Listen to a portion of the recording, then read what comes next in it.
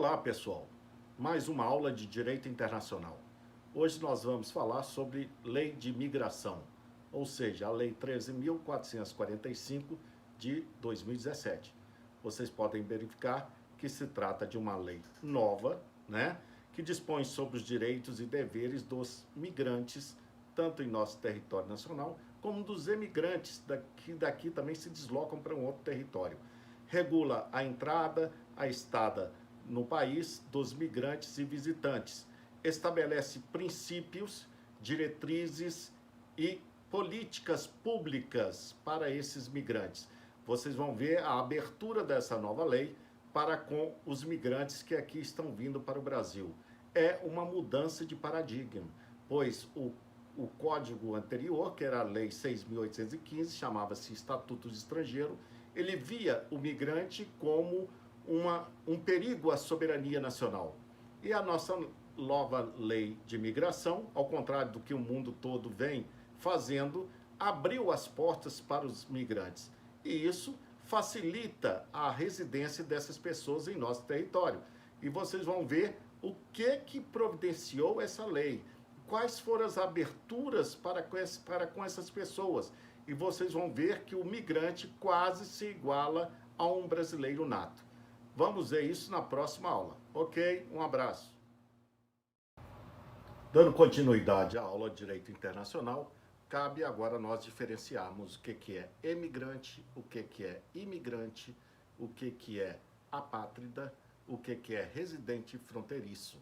Pois bem, o imigrante é aquele que se desloca de uma área geográfica para outra, podendo ser dentro do seu próprio território ou podendo ser de um país para o outro. O imigrante é aquele que nós recebemos aqui no Brasil. Exemplo, o estrangeiro que vem para o Brasil, um haitiano, ele é considerado imigrante. Nos Estados Unidos, para o norte-americano, os valadarenses são imigrantes. E emigrante na nossa visão. Residente fronteiriço são aquelas pessoas que residem nas fronteiras com o Brasil. Nós vamos ter uma regulamentação própria para o residente fronteiriço. Nós temos também o apátrida, que é aquela pessoa que não tem pátria, é considerado apatridia, e nesse caso o Brasil costuma acolher essas pessoas, dando visto de residência para elas. Continuamos na próxima aula. Bom, gente, agora nós vamos falar sobre os princípios e garantias da Lei 13.445. Primeiro, a lei, ela trata de um caráter humanitário, ver as pessoas com esse caráter. Antigamente, a lei do Estatuto Estrangeiro verificava que o indivíduo era considerado uma ofensa à soberania nacional. Nossa nova lei, a 13.445, eu entendo, apesar de ter uma abertura muito grande, ela deveria ser mais restrita um pouco, ela principia como caráter humanitário, visando os direitos humanos. Ela não criminaliza a imigração. O que é isso? O imigrante não é considerado como criminoso a sua entrada de forma irregular. É claro, se tiver com documento falso, alguma coisa é outra história, mas se ele entrar, ele não poderá ser tratado como se fosse um criminoso. A promoção da entrada da regularização deste imigrante. Então a lei agora ela tem a obrigação de que a justiça brasileira facilite a regularização desse imigrante. A acolhida humanitária, como eu disse para vocês, o acesso igualitário e livre do imigrante a todos os órgãos governamentais. E além do mais, ele, em síntese, ele tem direito a INSS, tem direito a PIS, tem direito a PASEP, e como se fosse um cidadão brasileiro comum. Bom, a promoção e difusão dos direitos, tanto de liberdades e garantias individuais, não se estende além do brasileiro nato e o naturalizado, agora também aos imigrantes. Então fique atento que a migração não deve ser criminalizada, deverão ser promovidas práticas para facilitar a regularização dessas pessoas e a acolhida humanitária dos migrantes. De mesma forma, nós temos que dar garantia à reunião familiar. O que é isso? Se um imigrante vier para o Brasil, o governo brasileiro é obrigado a acolher a sua família também. A igualdade de tratamento e oportunidade do imigrante com qualquer cidadão brasileiro. Vocês estão vendo a extensão dessa lei, né? O que essa lei vem produzindo aqui dentro do Brasil.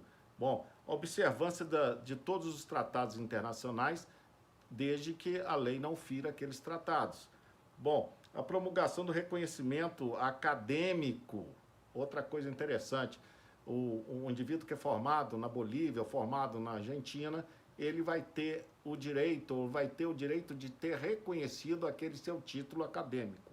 Bom, o repúdio às práticas de expulsão. Antigamente, na lei antiga, era muito comum expulsar essas pessoas. Hoje não. Hoje recrimina-se essa prática abusiva de expulsão. Ela deverá ser mais analisada com critérios. Bom, na próxima aula nós continuamos novamente. Gente, nós vamos continuar com a garantia dos migrantes. Bom, primeira coisa é o direito às liberdades civis, né? Sociais, culturais e econômicas. Direito à liberdade em circulação ao território nacional. Direito à reunião familiar, como eu disse anteriormente, né? Do migrante com seu cônjuge ou companheiro e seus filhos. Medidas de proteção e vítimas de testemunhas. Direito de transferir recursos para o seu território anterior. Direito de reunião para fins pacíficos. Direito de associação, inclusive sindical. Acesso a serviços públicos e de assistência social e previdência social, amplo acesso à justiça e à justiça integral da forma da defensoria pública, direito à educação pública. Vocês podem observar que o imigrante, quando ele adentra aqui e ele pede o refúgio, chamado refúgio aqui no Brasil, ele goza de muitos direitos que são inerentes ao brasileiro nato, o que não acontecia anteriormente com a lei antiga. Eu, do mesmo modo, eu vejo como uma lei humanitária, mas também vejo uma lei que poderá prejudicar o nacional no futuro, tendo em vista excesso de garantias que são concedidas ao estrangeiro. Claro que temos que ver o lado humanitário, mas também vemos aqui no Brasil que o país é um país pobre, e por ser um país pobre, nós já temos as nossas dificuldades internas. O que nós estamos deparando, como exemplo, no norte do país, aqueles venezuelanos se entrando dentro do nosso território, e hoje são milhares de pessoas em que o Estado deverá acolher, tanto na área previdenciária como na área social, e com todas as garantias que um brasileiro comum tem, e com a facilidade ainda de regularizar a sua situação. Então, é muito grave, né? A lei, ela abriu demais as portas e, com isso, nós vamos ver o que vai ser no futuro. Se isso vai ser uma coisa benéfica ou não. É claro que o Brasil é formado de imigrantes, né? Todos nós temos pés de imigrantes aqui dentro do Brasil. Mas o Brasil já formou um povo. E esse povo, quando foi formado, como se encontra formado, fica difícil acolher outras pessoas, ainda mais com um país com dificuldades financeiras. Nós estamos vendo que o mundo todo está fechando as portas. E hoje o Brasil abre na contramão as portas recebendo os imigrantes. Ao invés de receber imigrantes de qualidade intelectual, nós recebemos imigrantes sem nenhuma qualidade intelectual, sem nenhuma força de mão de obra. Ok? Continuamos daqui a pouco. Bom, gente, agora nós vamos continuar com a lei de imigração sobre os vistos. O que é visto? O visto é o documento que faculta o estrangeiro a entrar dentro do nosso território nacional. Bom, mas existem algumas vedações para a concessão desse visto. Primeiro, se uma pessoa for menor de 18 anos, não poderá ser concedido o visto com ela de forma isolada. 2, a quem comprovadamente omitir informações sobre sua condição impeditiva. Exemplo, o homem é condenado no estrangeiro e tenta entrar aqui no Brasil, omitindo que não tem nenhuma condenação ou pena a cumprir. Esse caso vai ser negado o visto também. Bem como também não preencher os requisitos, né, para a entrada em nosso território nacional. Que isso, no final, a concessão do visto poderá ser concedida pelo consulado, pelas embaixadas, pelos vice-consulados, e assim a Polícia Federal, ao receber o indivíduo aqui dentro do território nacional, nos postos de regulamentação, ou os postos de fiscalização, quero dizer, aí sim essa pessoa será analisada se ela tem capacidade ou não para entrar dentro do nosso país. Bom, quais seriam os tipos de vistos aqui da nossa lei de imigração? O visto de visita, o visto temporário, o visto diplomático, o visto oficial e o visto de cortesia. Nós vamos falar daqui a pouco sobre todas essas espécies de vistos. Um abraço. Gente, dando continuidade aos vistos, como eu disse anteriormente, o visto é uma expectativa de direito. Então, a autoridade brasileira poderá ou não conceder a esse tipo de visto. São vários vistos que eu falei para vocês, né? Hoje nós vamos falar sobre o visto de visita. Agora nós iremos falar sobre o visto de visita. Bom, o visto de visita se distribui em visto de turismo, visto de negócio, visto em trânsito, atividades artísticas e esportistas e outras hipóteses previstas em regulamento. Caso amanhã venha a ser inserido mais uma outra hipótese, a lei faculta isso através de regulamento. Bom, o primeiro, o visto de turismo. Todo mundo sabe que turismo é de caráter recreativo. O indivíduo não pode entrar aqui no Brasil com visto de turista e trabalhar ao mesmo tempo. Se a concessão do visto foi para turismo, ele vem a título de lazer, né? O visto de turista ele poderá ser concedido por até 5 anos, né? E com prazo de permanência de 90 dias, podendo ser prorrogáveis por mais 90, dentro dos critérios da lei de imigração ou da política imigratória. Bom, agora nós estamos vendo que no mundo de pandemia, os vistos estão todos paralisados. A entrada de estrangeiro, ainda mais fronteiriços, ainda que seja do Brasil, eles não podem entrar por causa da pandemia que é existente aqui no Brasil. Então, o governo, ele trabalha com essa política migratória do seu livre convencimento, né? Se ele abre as porteiras, é que está precisando de ingressar novas pessoas. Se ele não abre as portas, é porque alguma coisa interna está acontecendo. Bom, o visto de negócios. O visto de negócio, como eu disse para vocês, a pessoa vem para fazer ou realizar um negócio dentro do nosso território nacional. E se ele vem para uma feira, se ele vem para prestar qualquer tipo de trabalho aqui dentro do Brasil, é chamado de visto de negócio. Bom, esses vistos de negócio ou poderão também ser concedido o visto temporário, que nós vamos falar daqui a pouco.